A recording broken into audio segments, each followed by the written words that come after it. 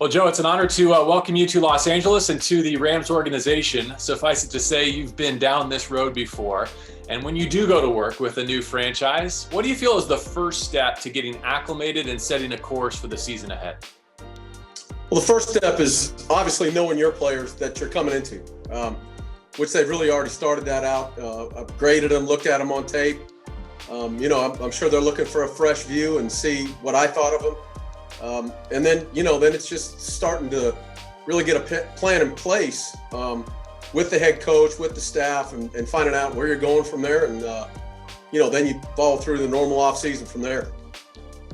When you talk about getting on the same page with the head coach, in this case, Sean McVay, do you, in your experience, have a lot of variance between the head coaches and their philosophies and what they want from their special teams groups? A ton. I mean, it's a different place or different, motivation for everybody else, different situation for each head coach. So it's going to be challenging, obviously, but I've heard nothing but great things about Coach McVay. I've known him from afar from quite a while and have talked with him obviously extensively now, and I'm jacked up to be with him, that's for sure. How about this? The best NFL special teams units have what in common? Well, I mean, it all starts with players, first of all. I mean, it's no different offensively or defensively, but you got to have players that buy in and that play faster, play smarter, and play tougher than anybody else that they're playing. I mean, if you can do that and they play hard and they play with their hair on fire, you got a chance every week. In what ways do you think you're distinguished? Like, what makes you different among NFL special teams coordinators? Well, I would say my experience, first of all. I've seen it in those decades. I've seen it, really in 3 decades, like you said. So I've seen it grow. I've seen it change. But I think probably I would say the thing that I'm going to try to make sure that I bring there more than anything else is my passion. I want to be passionate every day. I want to be passionate in everything I do. I want my players to be passionate in everything they do. And if we can do that, it's gonna spill over into Sunday. Let's get into the 2021 Rams a little bit, and maybe we can start with your place kicker, Matt Gay, who really did stabilize the situation here in Los Angeles last year.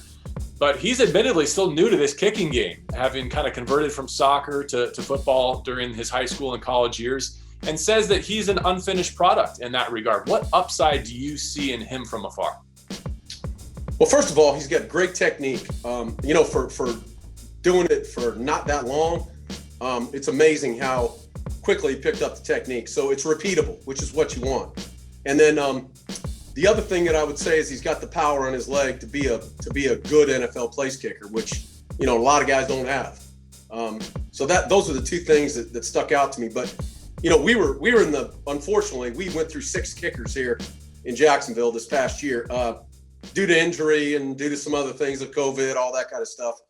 But he was a guy that was on our radar. I wish we would have picked him up. You guys got him, and I'm glad we got him now. That's for sure.